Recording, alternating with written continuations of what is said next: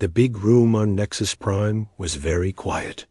300 alien leaders sat around a huge table made of crystal. They all looked different. Some had blue skin, others had scales, and a few had too many eyes. But they all had the same look on their faces. Fear. Ambassador Kethver stood up slowly. His tall, thin body shook a little. He had gray skin and 4 arms. His voice was barely a whisper when he spoke. "We have a problem," he said. "The humans are back." The room became even quieter. Some aliens made small sounds of fear. Others just stared at Kethver with wide eyes. For 300 years, no one had said that word, human. It was like saying a curse word in church. Elder Zixthara, the oldest being in the room, spoke next. Her voice was old and tired. "Are you sure? The humans died out long ago. We made sure of that. Our ships found them," Kethver said. "They are alive. They have ships. They are moving through space again. Far away from Nexus Prime, Commander." Jake Morrison sat in his chair on the bridge of the UES horizon. He was a tall man with brown hair and kind eyes. He did not know that aliens were talking about him. He did not know that his name would soon be known across the galaxy. Jake looked out the big window at the stars. They were so pretty and bright. His ship was small compared to the huge space around them. He had 23 people with him. They were all excited to explore new worlds and maybe find other life. "Commander," said Kate Sullivan, his navigation officer. She was a young woman with red hair and smart green eyes. "We are getting close to the Kepler system. Should we slow down?" "Yes," Jake said. "Let's take a look around. Maybe we will find something interesting." On the planet below, Dr. Lisa Harper was working in her small research station. She was a scientist who studied plants. The station was made of white metal and had big windows. Outside, strange alien plants grew everywhere. Some were purple, others were silver, and a few glowed in the dark. Lisa was looking at some seeds she had found. They were small and brown, just like seeds from Earth. But that was impossible. Earth was very far away, and no human had ever been to this planet before. "This is strange," she said to herself. She put the seeds under her microscope and looked closer. They were definitely from Earth, but how did they get here? She walked outside to get more samples. The alien sun was warm on her face. The grass under her feet was blue instead of green. Everything was different from Earth, except for these seeds. Lisa did not know that she was standing on an old battlefield. She did not know that 300 years ago, human soldiers had fought and died right where she was walking. The seeds were all that was left of the food they had brought with them. Back in space, the Zephyrian patrol ship Blade of Stars was watching Jake's ship. Captain Mortal was very scared. He had heard stories about humans from his grandfather. Stories about ships that could not be stopped and soldiers who fought like demons. "Should we attack them?" asked his second officer. "No," Mortal said quickly. "We let them pass. We tell no one we saw them. Maybe they will go away." But Mortal knew they would not go away. Humans never went away. Once they found something, they kept coming back. His grandfather had told him that during the Great War, even thinking about it made Mortal feel sick. The war that had ended 300 years ago with the complete destruction of the coalition forces. The war that had made every alien in the galaxy afraid of humans. Jake's ship moved past the Zephyrian patrol without stopping. Jake waved at the alien ship, thinking it was a friendly greeting. The aliens did not wave back. They just watched, with fear as the human ship disappeared into the darkness. On Nexus Prime, the emergency meeting was getting worse. More reports were coming in. Human ships had been seen in 17 different star systems. They were exploring, mapping, and taking samples. just like they had done 300 years ago, right before the war started. "We need to warn everyone," said Admiral Vexthal. He was the only alien in the room who had actually fought against humans. He was very old now, but he still remembered the battles. He still had nightmares about human soldiers who kept fighting even when they were hurt. "Warn them about what?" asked a young alien counselor. "The humans are just exploring. They are not attacking anyone." Admiral Vexthal laughed, but it was not a happy sound. "That is what we thought last time. The humans started by exploring. Then they started asking questions. Then they started making demands. And then ... He did not finish the sentence. Everyone knew how it had ended. Lisa Harper made another discovery. While digging for more seeds, she found something hard in the ground. She brushed away the dirt and found a piece of metal. It was gray and had strange marks on it. She had never seen anything like it before. She took the metal back to her station and cleaned it. The marks became clearer. They were letters. Human letters. They spelled out a name. Rodriguez.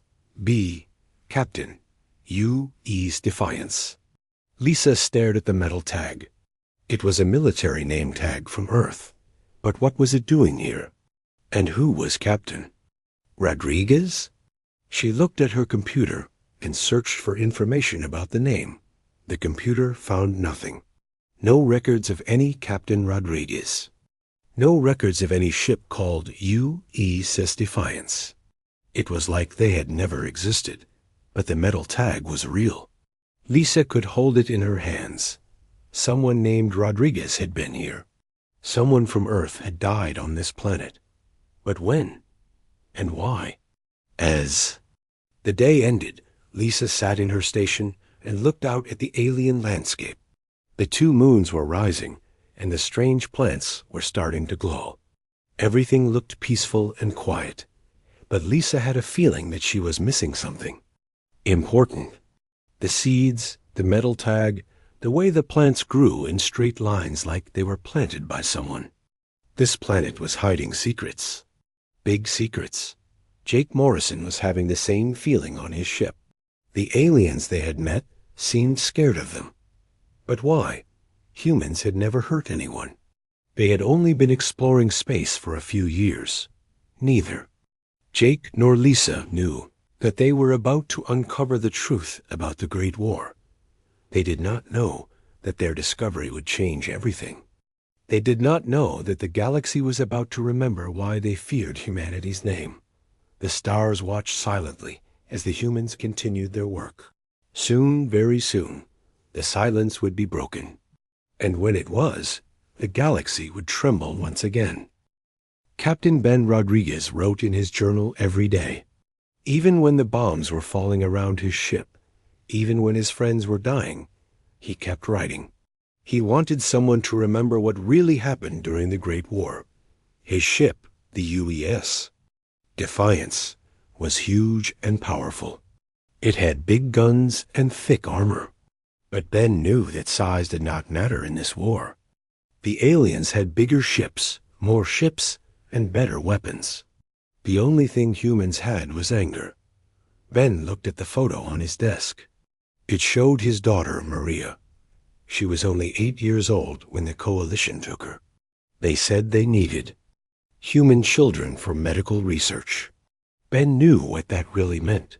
They were doing experiments on kids. That was when everything changed. That was when humans stopped being nice. In the present day, Commander Jake Morrison was reading reports from his crew. They had visited 5 alien worlds in the past week. On every world, the aliens acted the same way. They were scared and nervous around humans. Some would not even talk to them. "It does not make sense," Jake said to Kate Sullivan. They were in the ship's meeting room, looking at star maps. "We have never been to this part of space before. Why are they afraid of us?" Kate shook her head. "Maybe they have heard stories about Earth. Maybe they think we are dangerous."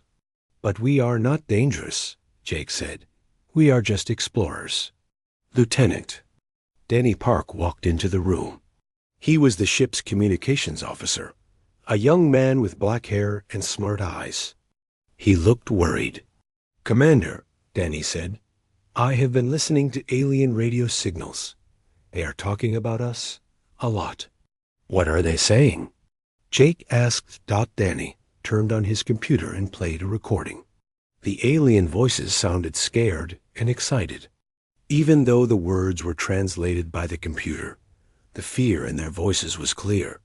"They are saying things like, 'The darkness returns and prepare the evacuation ships,'" Danny said. One message talked about something called the Scorched Earth Protocol. Jake and Kate looked at each other. They had never heard of any Scorched Earth Protocol. Far away, Dr. Lisa Harper was digging deeper into the planet's surface. She had found more metal tags, pieces of broken weapons, and strange burn marks in the rocks. Everything pointed to a big battle that had happened here long ago. She found something else, too. A small recorder, the kind that soldiers used to record messages. It was damaged, but Lisa was able to fix it enough to play one message. The voice that came out was human. It was Captain Ben Rodriguez. "Day 43 of the siege," Ben's voice said through the static. "The coalition has surrounded the planet. They have 300 ships. We have 12, but we are not giving up. We cannot give up. Not after what they did to our children." Lisa listened to more of the recording. Ben talked about horrible things. He talked about human children being taken from their families. He talked about experiments that changed people into something else. He talked about humans who died fighting and humans who died trying to protect others. But Ben also talked about something else. He talked about humans who survived the experiments. Humans who became stronger, faster, and smarter. Humans who could do things that should have been impossible. "The coalition thinks they made us weaker," Ben said in one recording. "They do not know that they made us stronger. Our children who survived the experiments are not the same anymore. They are something new, something better, something that can fight back."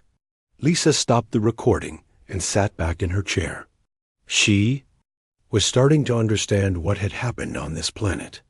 There had been a war between humans and aliens.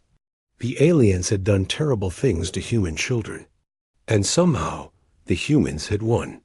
But if humans had won the war, where were they now? Why did no one on Earth remember this war? And why were the aliens still so scared? On the U's horizon, Jake was trying to get answers from the alien governments. He sent messages to the Zephyrian Empire, the Hegemony, and the Galactic Council. All of them gave him the same answer: "We will discuss this matter in closed session."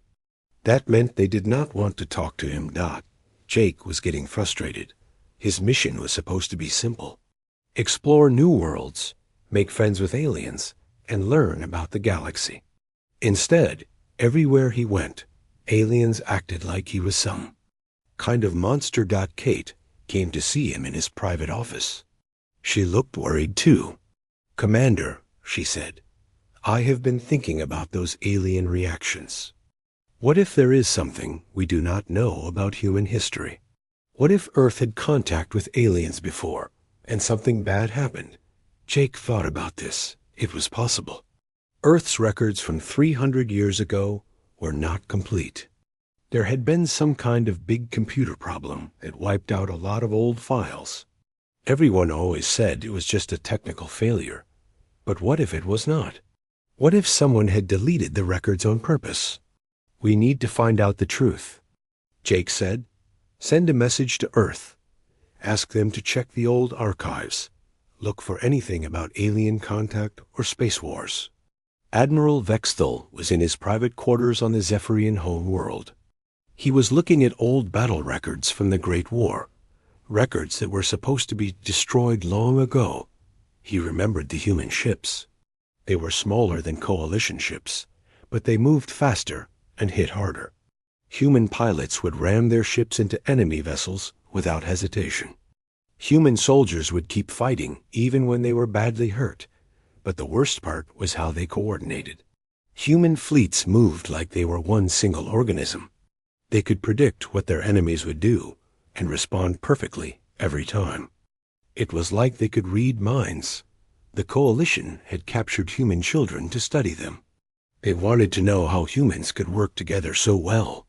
The experiments were meant to find the secret and use it for themselves. Instead, the experiments had made the children even more special. The human children who survived became something new. They could share thoughts with each other. They could feel what other humans were feeling, even from far away. They became connected in a way that no other species had ever been. And when those children grew up, they led the human forces to victory. Vexthel closed the files and locked them away. The Coalition was gone. The human children were gone. The war was over, but now the humans were back. And Vexthel was afraid that they remembered everything. Lisa Harper made another discovery. Deep underground, she found a room carved out of solid rock. The room was full of alien skeletons, all arranged in neat rows. There were thousands of them. Each skeleton had the same type of injury, burns from energy weapons. All of them had died at the same time, in the same way. Lisa found human equipment scattered around the room. Weapons, armor, and more name tags. This was not just a battlefield. This was a tomb. The humans had buried their enemies here. But why? Why would humans take the time to bury alien soldiers? It did not make sense, unless the humans felt guilty about what they had done. Lisa found one more thing in the tomb. A message carved into the wall in human writing. It said, "Here lie the soldiers of the Coalition fleet. They died fighting for their beliefs. We honor them, even though they were our enemies. May their sacrifice not be forgotten. General Patricia Wells, Earth Defense Force." Lisa stared at the message. General Patricia Wells. She had never heard that name before either. But whoever she was, she had cared enough about her enemies to give them a proper burial. Jake Morrison received a reply from Earth. The message was short and not very helpful. "Archives from 300 years ago are mostly destroyed," the message said. "No records of alien contact or space wars found. Suggest you continue mission as planned." But Jake knew there was more to it. The message came from the Earth Defense Force, not from the civilian government. Why would the military be involved in a simple archive search? Jake made a decision. He was going to find the truth, even if Earth did not want him to. He ordered his ship to change course. They were going to visit every alien world they could find and ask questions. The aliens could not all be lying. Someone would tell him what really happened during the Great War.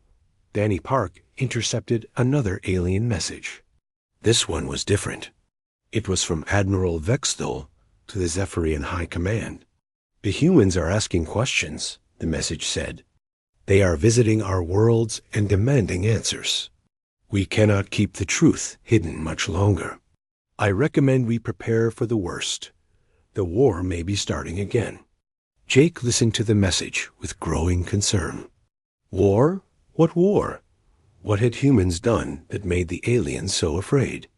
As the UE's horizon traveled deeper into alien space, Jake realized that his simple exploration mission had become something much more important.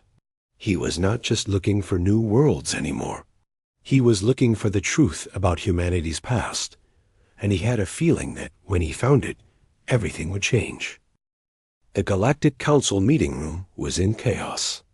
Emergency alarms were ringing, and aliens were running everywhere. Reports kept coming in about human ships being seen in different parts of the galaxy. Elder Counselor Mordock stood at the center of the room. He was very old, even older than most of the other aliens. His skin was dark purple, and he had 6 eyes that could see in all directions. He had lived through the Great War and remembered everything. Bring me the classified files. Mordok said to his assistant. The ones from the human war.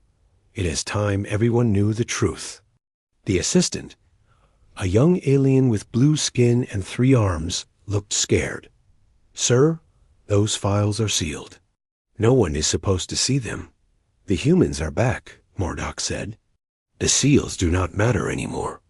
The assistant brought a large metal box. Mordok opened it with a special key that he wore around his neck.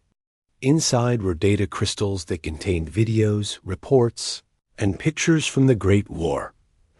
Mordok put the first crystal into the room's main computer. A huge screen appeared in the air above the council table. The other aliens stopped talking and stared at the screen. The first video showed a space battle. Coalition ships, big and powerful, were fighting against smaller human vessels. At first, it looked like the coalition was winning. They had more ships and bigger weapons. But then, something strange happened. The human ships started moving in perfect formation. They turned and attacked at exactly the same time. It was like they were controlled by one mind. One human ship flew straight at a coalition battleship. The aliens in the council room thought the human ship was trying to escape, but instead, the human ship rammed directly into the coalition vessel. Both ships exploded in a ball of fire. The humans called it the Final Solution Protocol, Mordok explained. If they could not win, they would make sure their enemies did not win either. They would sacrifice their own ships to destroy ours. The next video was even worse. It showed human soldiers fighting on a space station. They were not wearing spacesuits, but somehow they were still alive. They moved faster than any normal human should be able to move.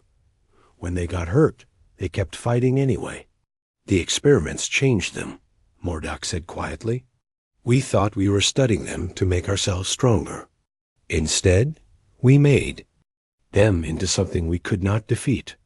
Commander Jake Morrison was watching the same video on his ship. The Zephyrian High Command had finally agreed to show him the classified records. Jake could not believe what he was seeing. The humans in the video looked like him, but they were different. They were faster, stronger, and more coordinated than any human he had ever known. And they were completely ruthless in battle. This cannot be real, Kate Sullivan said. She was sitting next to Jake, watching the screen with wide eyes. Humans, do not act like this. We are peaceful people. Lieutenant Danny Park was recording everything. Commander, look at the date on these files. This all happened exactly 300 years ago, right around the time Earth's historical records got corrupted. Jake was starting to understand. The records had not been corrupted by accident. Someone had deleted them on purpose. Someone did not want humans to remember the Great War. Dr. Lisa Harper was still on the alien planet, but she was not alone anymore. She had found the survivor that Mordok had mentioned in the old files. His name was Kolthara, and he had been guarding the battlefield for 300 years. Kolthara was very old and very tired. He had gray skin like tree bark and eyes that glowed softly in the dark. He moved slowly, but Lisa could tell that he had once been a powerful warrior. You are human, Kolthara said when he saw Lisa. His voice was like wind blowing through dead leaves. I thought I would never see another human again. What happened here? Lisa asked. I found the buried soldiers and the equipment. There was a battle, was there not? Kolthara nodded sadly. The last battle of the Great War. Your General Patricia. Wells brought the entire human fleet here. We thought we could stop her. We were wrong. Kolthara led Lisa to a hill overlooking the battlefield. From there, she could see the full scope of what had happened. The entire valley was scarred with weapon burns and impact craters. This had not been just a battle. This had been complete destruction. Your people did not just defeat us, Kolthara said. They erased us, every coalition ship, every weapon, every soldier. Gone in one day. But why? Lisa asked. Why would humans do something so terrible? Kolthara was quiet for a long time. When he finally spoke, his voice was full of sadness. Because we took your children, he said. We thought they were just tools for our experiments. We did not understand that humans would do anything to protect their young. Anything at all. Back on the UE's horizon, Jake was learning the same truth. The Zephyrian files showed him everything. Pictures of human children in laboratories. Videos of the experiments that changed them. Reports about how the experiments had gone wrong. The Coalition wanted to understand human coordination. Admiral Vexthul explained over the communication channel. They took children because young. Minds were easier to study. But the experiments did not just study the children. They changed them. Jake saw medical reports that made him feel sick. The alien scientists had put devices in the children's brains. They had changed their DNA. They had done things that no one should ever do to a child. But some of the children had survived. And those children had become the leaders of the human military. General Patricia Wells was one of them. Vexthul continued. She was taken when she was 7 years old. When she escaped, she was not the same child who had been captured. She was something new, something that could coordinate an entire fleet with her thoughts alone. The video showed General Wells on a bridge of her command ship. She looked normal, but Jake could see something different in her eyes. They glowed slightly, just like the children in the experiment videos. She led the final assault on our forces, Vexthul said. We had 10,000 ships. She had 500. But her ships moved like they were extensions of her own body. We never had a chance. Jake watched as the human fleet destroyed the Coalition forces with surgical precision. Every attack was perfectly timed. Every movement was coordinated. It was beautiful and terrifying at the same time. But then something unexpected happened. After the Coalition fleet was destroyed, the human ships just stopped. They did not attack the remaining alien colonies. They did not demand surrender. They just gathered their dead and left. We do not understand why they spared us, Vexthul admitted. They could have conquered the entire galaxy. Instead, they just went home and never came back. Until now. Dr. Lisa Harper was learning more from Kolthara. The old alien had been a historian before the war. He had studied human culture and tried to understand why humans were so different from other species. Your people have something we do not, Kolthara explained. You call it love, but it is more than that. It is a connection that goes deeper than thought. When someone hurts one human, all humans feel it. Lisa thought about this. She remembered how she felt when she heard about tragedies on Earth. Even when bad things happened to people she did not know, she still felt sad about it. The experiments made this connection stronger, Kolthara continued. The children who survived could feel what every human was feeling. They could share thoughts and emotions across vast distances. They became the nervous system of your entire species. Where are they now? Lisa asked. What happened to General Wells and the other survivors? Kolthara pointed to the stars. They are still out there, waiting, watching, making sure that what happened to them never happens to anyone else. But humans on Earth do not remember the war, Lisa said. How is that possible? Because the survivors made them forget, Kolthara said. They erased the records and blocked the memories. They wanted humanity to start fresh, without the pain of the war. But they kept the changes. Every human born since the war has a little bit of what the experiments created. Lisa felt a chill run down her spine. That meant she was different too. All humans were different. Now Commander Jake Morrison was coming to the same realization. The medical scans his ship had taken when they left Earth showed small differences in human brain structure. differences that had not been there in old medical records. "We are not the same species that left Earth originally," Danny Park said. He had been analyzing the data. "We are stronger, faster, and more connected than baseline humans. The changes have been passed down through genetics." Kate Sullivan looked scared. "Does that mean we are like those children in the experiments? Are we weapons?" Jake did not know how to answer that question. The videos showed what humans were capable of when they were angry, but they also showed human compassion. General Wells could have destroyed every alien world, but she chose not to. "We are what they made us," Jake said finally. "But we choose what to do with it." An alarm started ringing on the bridge. Danny quickly checked his instruments. "Commander," he said urgently, "we are getting a priority message from Earth Defense Command. Something big is happening."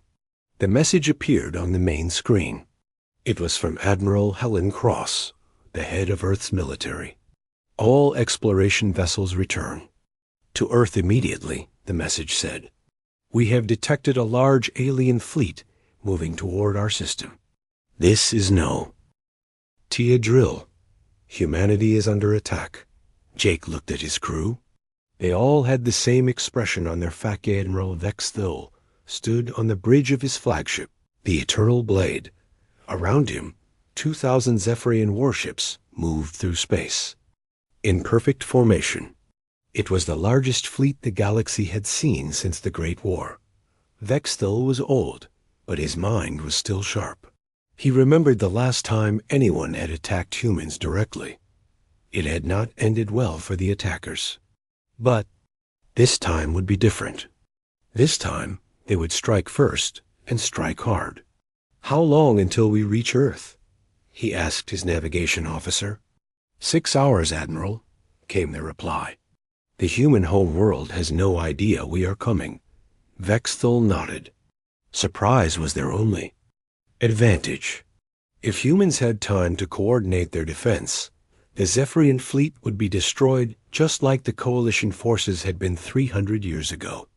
"Send a message to all ship captains," Vex Thill ordered. "Target military installations.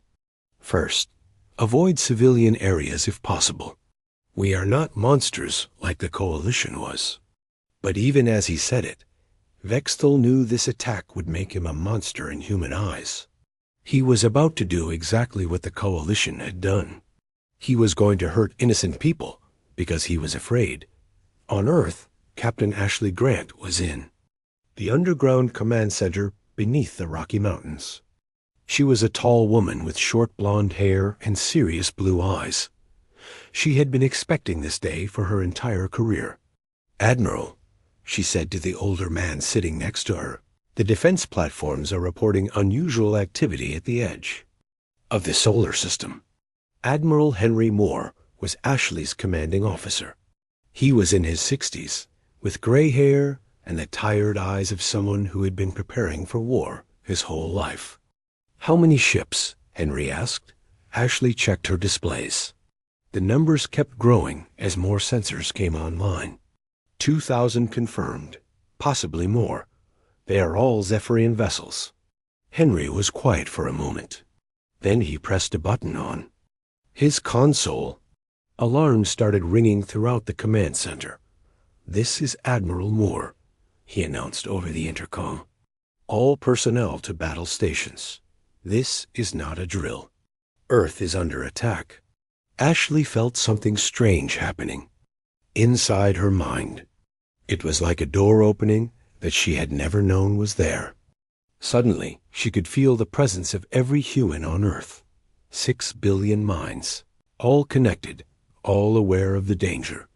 She could feel Jake Morrison on his ship, rushing back from alien space. She could feel Dr. Lisa Harper on the distant planet, where she was studying the old battlefield. She could feel millions of other humans, all over Earth, and throughout the colonies, and they could all feel her. "The network is activating," Ashley said to Henry. "Everyone is connecting." Henry nodded. He could feel it too. Every human with military training was suddenly linked to every other human with military training. It was like having a conversation with 6 billion people at the same time, but somehow it all made sense. Deploy the civilian defense forces, Henry ordered. Full activation. What happened next would have seemed impossible to any outside observer. Across Earth, ordinary people stopped what they were doing and began moving with perfect coordination. Teachers, shopkeepers, farmers, and factory workers all walked to hidden weapon caches that they somehow knew the locations of. Within minutes, every human on Earth was armed and ready for battle. They moved like parts of a single organism, taking positions that would provide the best possible defense of their world. The Zephyrian fleet arrived at the edge of Earth's solar system and immediately ran into the first surprise. The space around Earth was not empty. It was full of automated defense platforms, thousands of them, all powered by technology that should not have existed. "Admiral," his sensor officer reported, "the platforms are using energy sources we do not recognize. Their power output is impossible." Vexthal studied the readings. The defense platforms were somehow drawing energy directly from Earth's magnetic field and the solar wind. It was technology that was centuries ahead of anything the galaxy had developed. "Begin the attack," he ordered. "Target the platforms first." The Zephyrian ships opened fire with their most powerful weapons. The energy beams lit up space like lightning. But when the light faded, the defense platforms were still there, completely undamaged. "Impossible," Vexthal whispered. "Our weapons should have destroyed them." What Vexthal did not know was that the platforms were not just machines. They were connected to the human network, just like every person on Earth. When the Zephyrian weapons hit them, 6 billion human minds worked together to absorb and redirect the energy. The platforms fired back. Their weapons were different from anything the galaxy had ever seen. Instead of energy beams, they fired concentrated gravity waves that could crush a ship from the inside out. 20 Zephyrian vessels were destroyed in the first exchange, then 50 more, then 100. "Admiral, we need to retreat," his tactical officer said. "We are taking massive casualties." But Vexthal was too proud to retreat. He had come here to destroy humanity once and for all. He would not be stopped by some impossible human technology. "Continue the attack," he ordered. "Target the planet directly. If we cannot destroy their defenses, we will destroy their world." The Zephyrian fleet launched every missile they had at Earth. Thousands of nuclear warheads streaked through space toward the blue and green planet. On Earth, Ashley Grant felt the approaching missiles through the network. Every human on the planet knew they were coming. But instead of panic, there was only calm determination. "Activate the planetary shield," Ashley said. Around Earth, the defense platforms linked together and created a barrier of pure energy. The Zephyrian missiles hit the barrier and simply disappeared, their energy absorbed and converted into power for the human defense systems. "Impossible," Vexthal said again. But this time, his voice was full of fear instead of confusion. "Captain." Ashley Grant opened a communication channel to the Zephyrian flagship. When her image appeared on Vexthal's screen, the old admiral could see something that made his blood run cold. Ashley's eyes were glowing with the same light that General Patricia Wells had shown 300 years ago. "Admiral Vexthal," Ashley said, her voice carrying the weight of 6 billion human minds. "You have made a mistake. You have attacked our home. You have threatened our families. You have forced us to remember who we really are. We only wanted to protect ourselves," Vexthal said. "We were afraid that humans would start another war."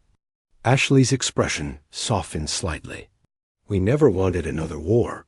We just wanted to explore the galaxy and make friends. But you have chosen to be our enemy instead of our friend." Around Earth, more human ships began appearing. Not just military. Vessels, but civilian craft that had been converted into warships in a matter of hours. Every human ship, from tiny personal shuttles to massive cargo haulers, had somehow become part of Earth's defense fleet. "How many ships do you have?" Vexthel asked. "All of them," Ashley replied. "Every human vessel in the solar system is now part of our fleet. Every human mind is connected to our defense network. You are not fighting against Earth's military, Admiral. You are fighting against humanity itself." The human fleet moved forward in perfect formation. They did not fire their weapons immediately. Instead, they surrounded the Zephyrian vessels, trapping them between Earth's defenses and the human ships. "Last chance, Admiral," Ashley offered. "Surrender now, and we will let you leave. Continue fighting, and we will do what we did to the Coalition." Vexthel looked around his bridge. His officers were staring at him, waiting for orders.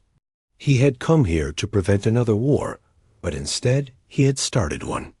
And just like 300 years ago, humanity was going to win. "All ships," he said quietly, "prepare to surrender." But before he could give the order, something unexpected happened. Another fleet appeared at the edge of the solar system. These ships were different from the Zephyrian vessels. They were black and angular, with weapons that glowed red in the darkness. "Coalition survivors," Ashley whispered, her face going pale. "The experiments. They are back." The new fleet was much smaller than the Zephyrian force. Only 50 ships. But Ashley could feel something wrong about them through the human network. These ships carried the same evil energy that had once tortured human children. Admiral Vexthel recognized the ships too. "Impossible," he said.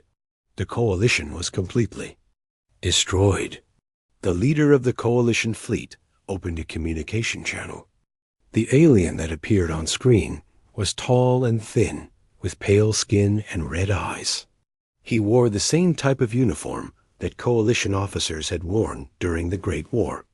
"I am Commander Drexmore of the True Coalition," the alien said. "We have returned to finish what we started 300 years ago." "The Coalition is dead," Vexthel replied. "I saw their ships destroyed myself." Drexmore laughed, a cold sound that made everyone listening feel uncomfortable. "Some of us escaped. We have been hiding in dark space, building new ships, and waiting for the right moment to return. When we heard that humans were exploring the galaxy again, we knew it was time." Ashley felt anger building in the human network. Not just her anger, but the anger of every human who was connected.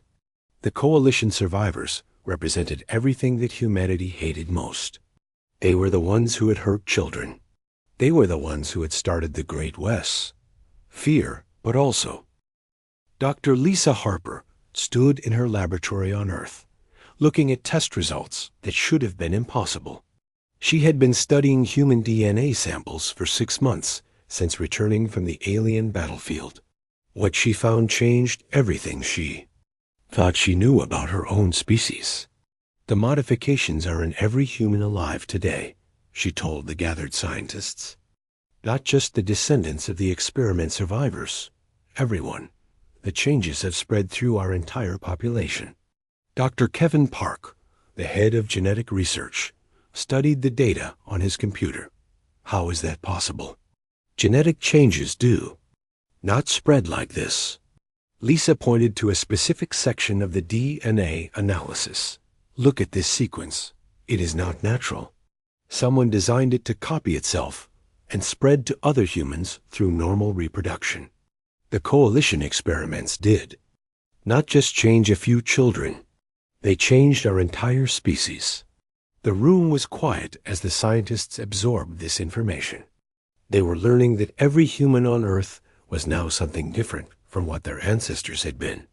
"What kind of changes are we talking about?" asked Dr. Susan Wright, a neurologist. Lisa brought up brain scans on the main screen.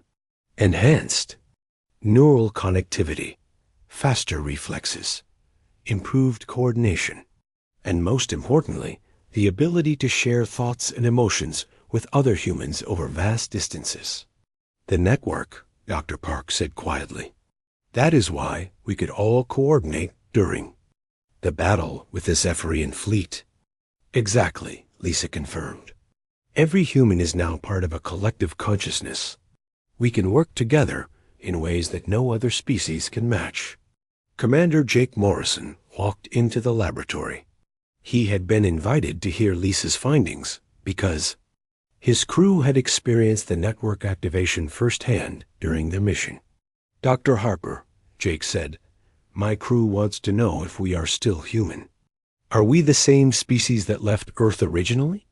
Lisa looked at him seriously. Genetically, no. We are something new, something that has never existed before. But mentally and emotionally, we are still human. We still love, hate, fear, and hope, just like our ancestors did. But we are also something more, Jake said. It was not a question. Yes, Lisa admitted.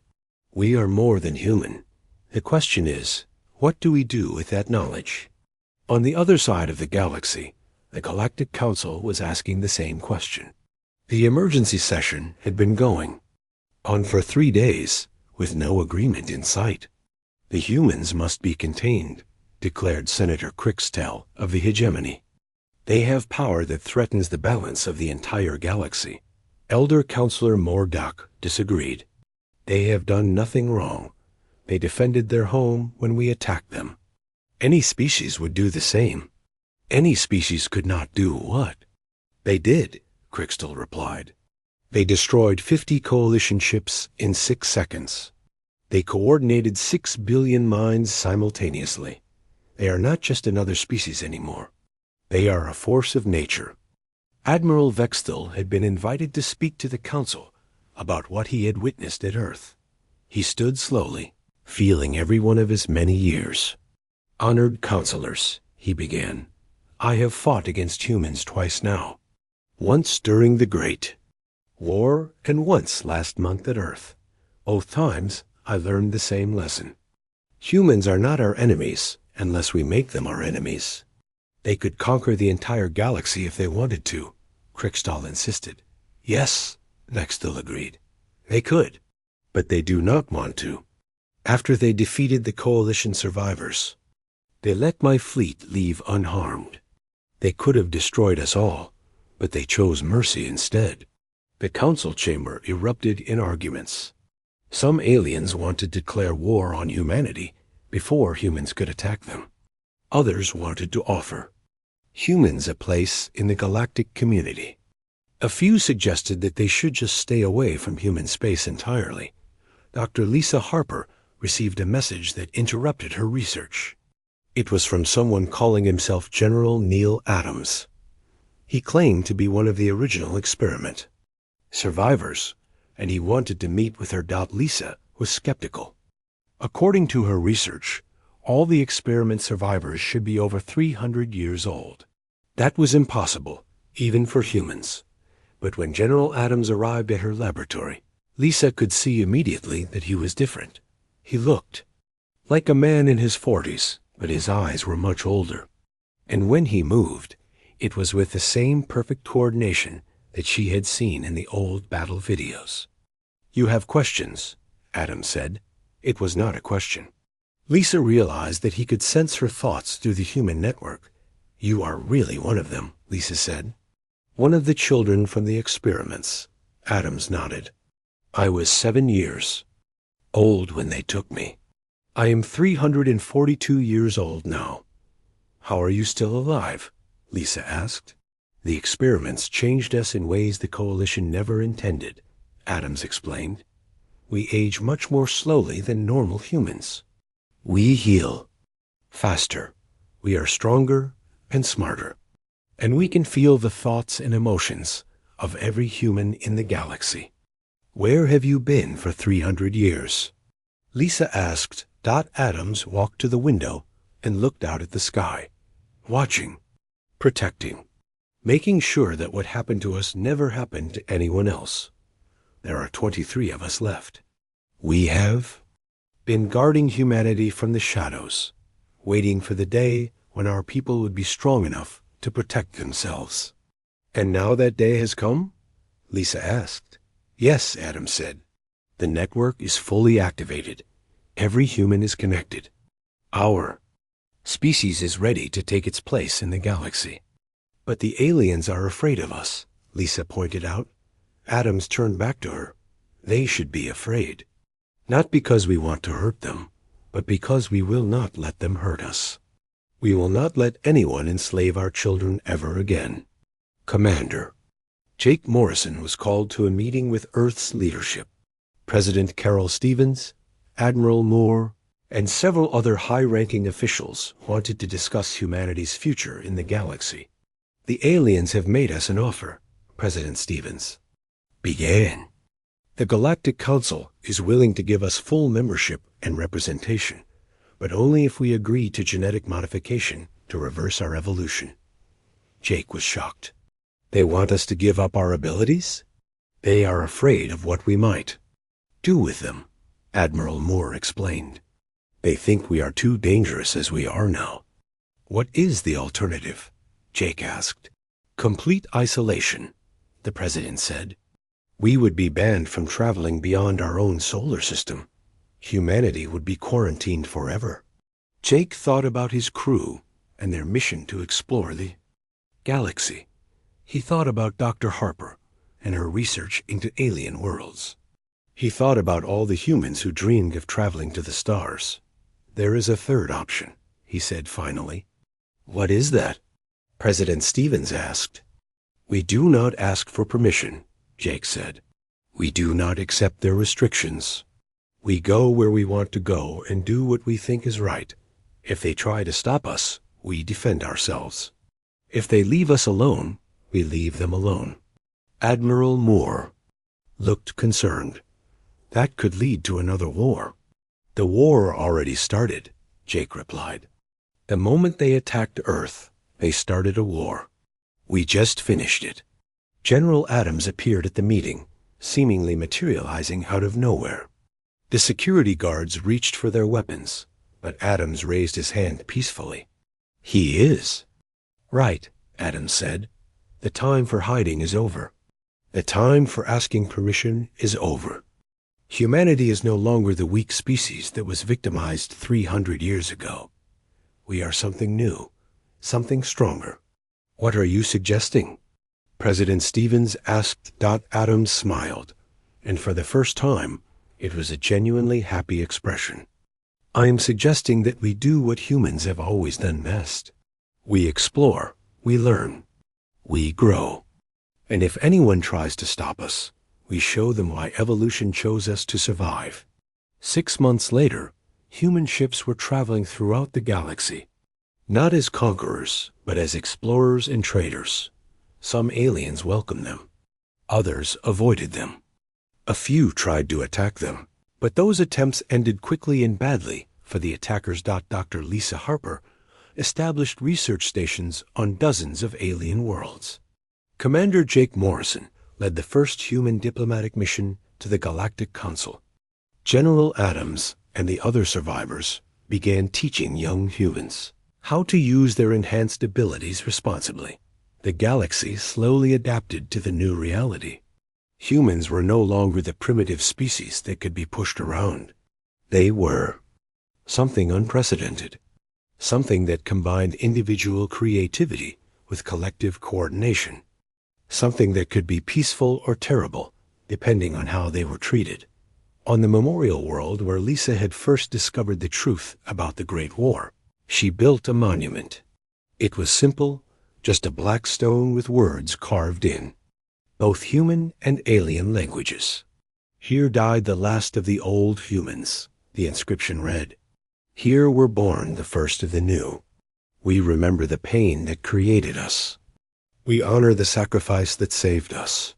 We promise that no child of any species will suffer as we suffered.